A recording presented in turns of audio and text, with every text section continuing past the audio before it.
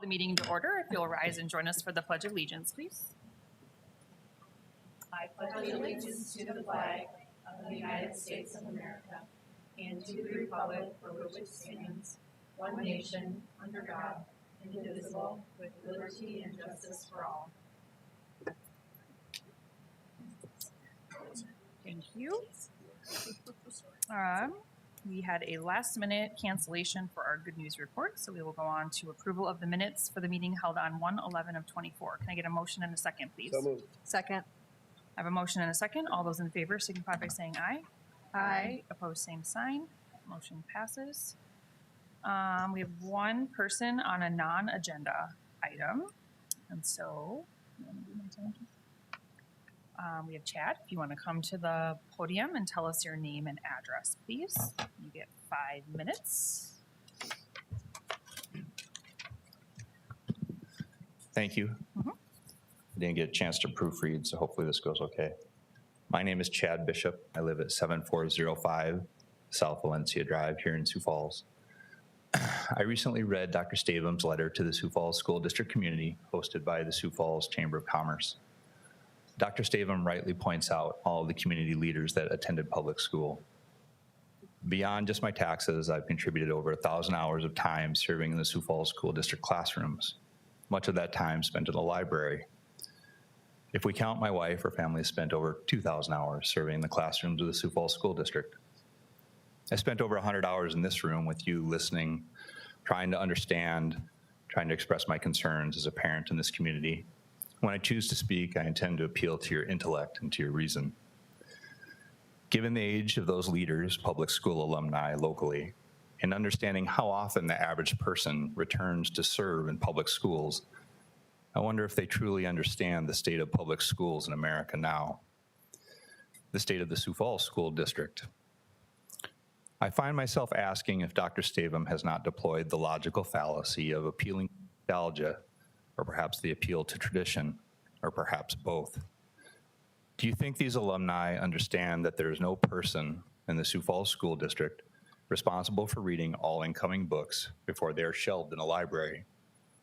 Do you think they understand that the American Library Association is currently led by a self-described Marxist whose most cited publication is called Queering the Catalog, Queer Theory, and the Politics of Correction? Do you think in this context that these alumni of local public schools would approve of district librarians either queering the catalog or just being too busy to read incoming books? Do you think they understand that this generation of kids is no longer required to read 1984, A Brave New World, Animal Farm, or Fahrenheit 451, but they are required to read All American Boys? Do they understand how much the district budget has grown? How much the administrative portion of the budget has grown relative to teacher pay? Do they understand how low proficiency has fallen? If they did understand, what do you think they would do? Thank you for your time. Thank you. We have nobody wishing to address the school board on agenda items. Can I get a motion and a second to approve the agenda, please? So moved. Second. I have a motion and a second. All those in favor signify by saying aye. Aye. Opposed, same sign. The agenda is approved. We have no conflicts of interest this evening. Can I get a motion and a second for approval of the consent agenda 9A through G, please? So moved. Second. I have a motion and a second. All those in favor signify by saying aye. Aye. Opposed, same sign. The consent agenda is approved. Can I get a motion and a second for the supplemental consent agenda item 10A for Sanford Health? So moved. Second. I have a motion and a second. All those in favor signify by saying aye. Aye. Opposed, same sign. That motion passes with one abstention from myself. And a motion and a second for 10B, approval of claims to Avera Healthcare System. So moved. Second. I have a motion and a second. All those in favor signify by saying aye. Aye. Opposed, same sign with one abstention from board member Sarah Betts. And on to the reports of the superintendent, starting with our semi-annual budget report. You just tossed it right over there. I did. So we'll have two reports, both for Mr. Beek. So we will just have one right after the other. This is our semi-annual budget report, and then we'll go into our legislative update. As you know, the session is well underway, and we've got just a few updates, and then we'll ask the board to affirm your positions as we've posted so far. So with that, I'll turn it over to Mr. Veek. Thank you. So we're going to look at the general fund, the special ed fund, and the capital outlay fund, and about halfway through the year, and kind of look at where we think we are. I have to say there's a typo on this one item you're looking for. I did some, when we got back from the meeting, did some double checking on that. So the general fund up top, first of all, is the revenues. We budgeted $225.5 million roughly. When we say our current pace is at about 221.7, but it's actually 223.9 million. There was a mistake in that calculation. So we are down about 1,531,000. Most of that is because Doug Morrison gave that report in October of our student population. Most of it has to do with that. The rest is kind of the ELL population was a little bit lower than projected too. So that will hit you twice. You don't have the student and you don't have the extra funding for ELL. I will say that those numbers are all up as of the middle. I mean, we've grown, but we're funded as of what our count was in the last Friday in September. So we can't make up for that with that count, but I'll tell you in a minute what we're doing in the expenditure side. But so, like I said, we're about 1.5 million under projection, under budgeted. The projection under budgeted for the general fund. In a special ed fund, we're about $1 million over. The student numbers came in a bit higher. And so we were about $1 million higher there. So that is positive. And then on the capital outlay fund, we knew it was just a request we made for the capital outlay. We put in a dollar amount. So you basically get that. So we're basically should be right on track for that. In the expenditure side, general fund, I show about $2 million to the good. And that's because, we've had since 2021, basically, I guess 2020, end of fiscal year 20, to spend ESSER dollars, and it was, for our district, it was close to $60 million worth, and this is the last year of that. Well, from where we were last year, we're about $2 million better off on that can be spent on increased salaries and whatnot. So that money will make up kind of for that lost revenue up above. So we should actually come into the good on our expenditures. SPED, we're almost right on track. We're just slightly under, and we look like we will have a bit of a surplus at the end of the year, and the same is true for capital outlay. So I think overall we're in pretty good shape when you look at both the revenue side and the expenditure side. Questions on any of that? All right. And I would just ask that you acknowledge the report on the semi-annual finance update. Thank you. Questions or comments? No? Can I get a motion and a second to acknowledge the semi-annual budget report, please? So moved. Second. I have a motion and a second. All those in favor signify by saying aye. Aye. Opposed, same sign. That is acknowledged. Thank you. The next one's going to be hard to see. If you go to the, and I'm going to try to go through these fairly quickly. But if you go to the website, you can enlarge it. You can do it whatever you want with it. Can you hit the plus sign on the top of yours next to your hand? It might just help a little bit. Maybe one more time. Perfect. Thank you. So this is our first time going through these. Last year, I believe, if it was the bill was already dead, we didn't spend a heck of a whole lot of time talking about it. So if you're okay with that, I think because I noticed that the bill has already been killed, we'll just skip over it. If you want to talk about it, just stop me, please. And we'll try to get through these. I think next meeting, we're going to have a lot of these to go through. Hasn't been started out kind of with a lot of bills, kind of even before the session started, and then it's kind of been really slow. So I'm guessing there will be quite a few next time. So I'm just going to go through and tell basically what the bill does and our position. And if you want to talk more about it, well, once again, please feel free to interrupt me if that's okay. So the first bill, I'm in the House bills right now. Let's do the Senate bills, I guess, sorry, because that's what I got up here.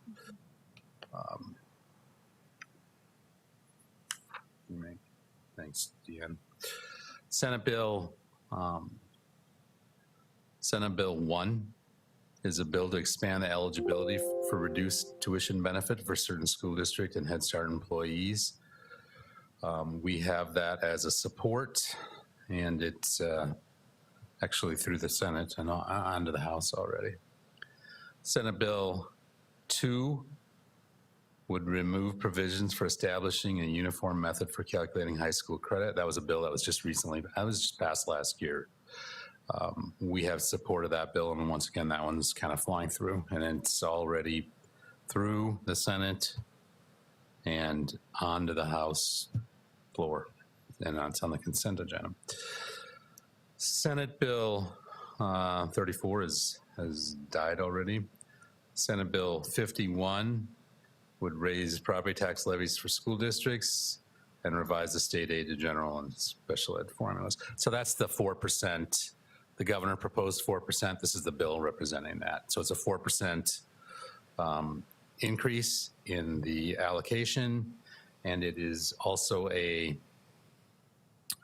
cut in the tax levies, so that's when property taxes outpace overall state aid need, and so that the local property taxpayer doesn't increase their share of the pie. So that's what's going on with that bill. So we have a support on that and have it as a key bill because we want that, that 4% increase. Senate Bill 72 increases from $3.5 million to $5 million the annual limit of tax credits that an insurance company may claim through the Partners in Education Tax Credit Program. That's basically, they take money and get a $1-for-$1 credit, donate it to a nonprofit, and then they use that money to provide scholarships for students attending private schools. So we're opposed to the program at all, and we're opposed to any increase in it. Senate Bill 75. It modifies provisions pertaining to the designation of a local newspaper. It essentially describes more online things that schools can do, or I'm sorry, that the newspapers can do. We're neutral on that. We have no position. That's that's already out of local government. And then Senate Bill 77 makes it a Class 5 felony to threaten any law enforcement officer board, any law enforcement officer, board member appointed by the governor or state or local elected official. We have that as a support. It seems like a good idea. So people won't threaten officers or elected officials. So we have that as a support. Thanks, Todd. And those are the Senate bills. Any questions on those? Anybody? No. Pretty straightforward. Thank you. Okay.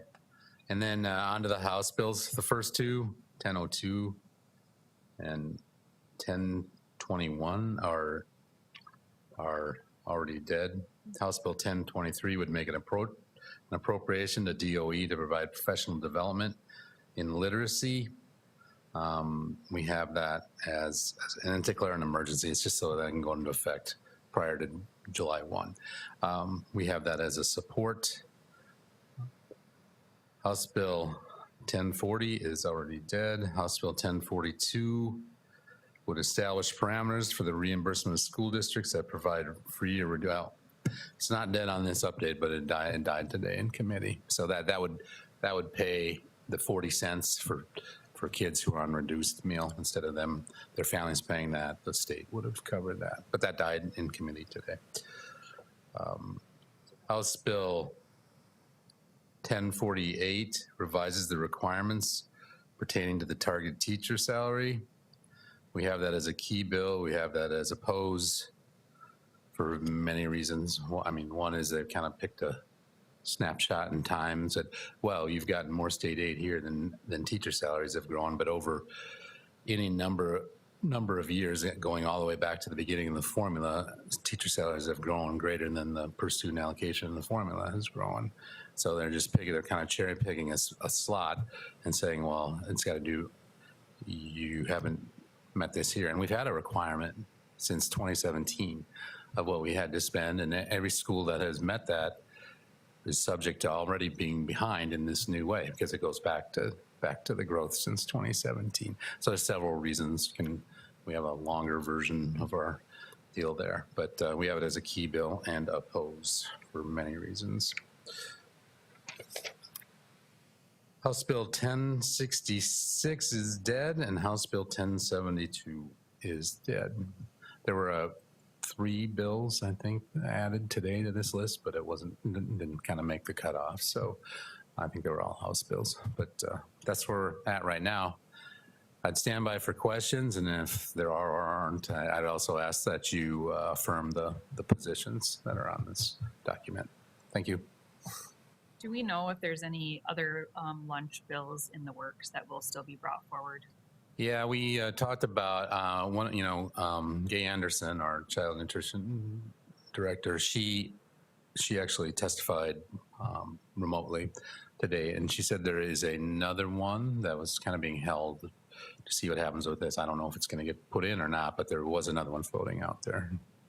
Yeah, that school safety, I think we may see another version. I mean, we may still see multiple versions of some things drop in between now and a week from Friday. Is that correct? Yeah, I think, the last day to drop things in. So if you review and you think, isn't this the one that we already said was dead? It may just be another version of it or another legislator dropping it in. So just keep that in mind. So one of the 3 bills this morning was another one on school safety, which is, we've got it out. We've got it out for, we've got a draft version of that, but it'll probably be out in the next couple of days, out on our public version of this. Okay. Well, for those of the people who are here or listening at home, I would encourage people to go out and listen to the testifying that happened today regarding the school lunch bill, just to give people an idea of the comments that are being made about feeding our kids. I think it's eye-opening. So think about that if you have a little spare time. Any other questions or comments on these positions? No? Can I get a motion and a second to affirm the positions that we just discussed on these bills? So moved. Second. I have a motion and a second. All those in favor signify by saying aye. Aye. Opposed, same sign. Those legislative positions are approved. Thank you. Next, we have a public hearing for some application waivers for administrative rule.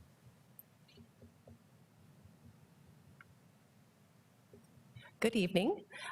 I am here to request the ability to apply for waivers from the Plan of Intent administrative rule.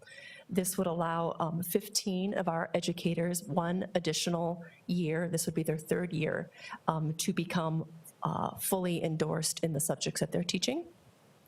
And then I'm also here to request permission to apply for 2 long-term substitute teacher waivers, which don't require a hearing, but do require your permission to do so. Okay. I will open up the public hearing. If there's anybody that has any comments or questions that they would like to make, you can sure come forward to the podium.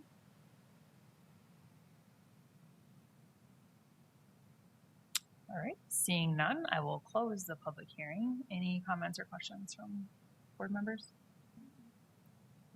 No? All right, can I get a motion and a second to acknowledge the public hearing and authorize the administration to proceed with applications for waivers from administrative rules and employment authorization for the aforementioned long-term substitute teachers, please? So moved. Second. I have a motion and a second. All those in favor signify by saying aye. Aye. Opposed, same sign. That is approved. Thank you. Thank you. At this point, can I get a motion and a second to move into executive session SDCL 1-25-2, parent 3? So moved. Second. I have a motion and a second. All those in favor signify by saying aye. Aye. Aye. Opposed, same sign. All right, we are in executive session.